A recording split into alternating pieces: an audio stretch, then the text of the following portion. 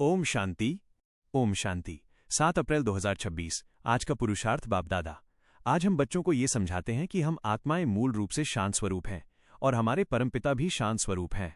हमारा असली घर शांति धाम है, जहां से हम इस सृष्टि पर अपना अपना पाठ बजाने आते हैं।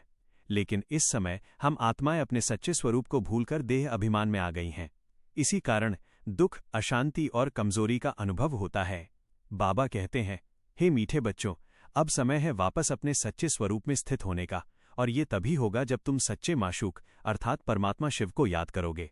याद ही वो शक्ति है जो आत्मा को पवित्र बनाती है, और यही याद हमें स्वर्ग की बादशाही का अधिकारी बनाती है।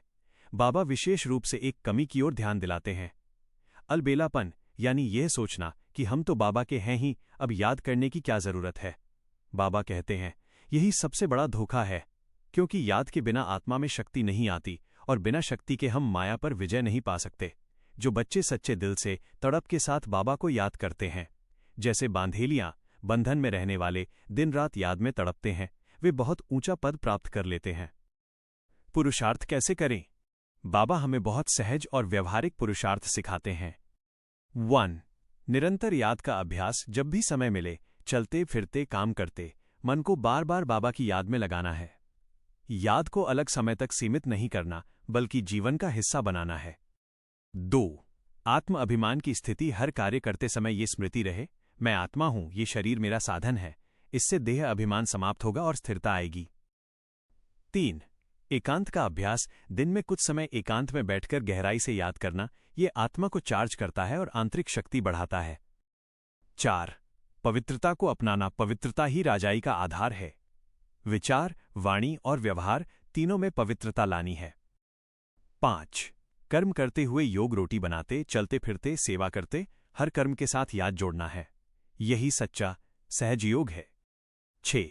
निमित्त भाव रखना। हर कार्य में ये स्मृति रहे, मैं नहीं, बाबा करावनहार हैं, मैं केवल निमित्त हूं। इससे अहंकार समाप्त होता है और सफलता स्वतः मिलती है। पुरुषार्थ में क्या नहीं करना चाहिए? 1. अलबेलापन नहीं करना। ये नहीं सोचना कि हम तो ठीक हैं। याद की मेहनत छोड़ देना ही गिरावट का कारण बनता है। 2.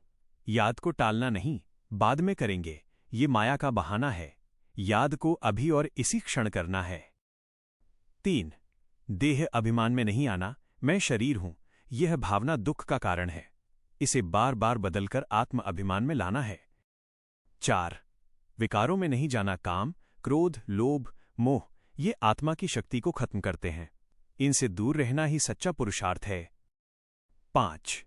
संशय नहीं करना। बाबा की बातों में अगर संशय आया तो शक्ति कम हो जाती है और वर्षा भी पूरा नहीं मिलता। अंत में समझें तो ये समय बहुत अमूल्य है। अभी हम संगम युग पर हैं, जहां स्वयं परमात्मा हमें पढ़ा रहे हैं। अगर हम इस समय को पहचानकर सच्चे दिल से याद का पुरुषार्थ करेंगे तो न केवल इस जीवन में शांति और खुशी का अनुभव करेंगे, बल्कि आने वाले 21 जन्मों के लिए स्वर्ग की बादशाही के अधिकारी बनेंगे। इसलिए आज से एक दृढ़ संकल्प करें, हम अलबेले नहीं बनेंगे।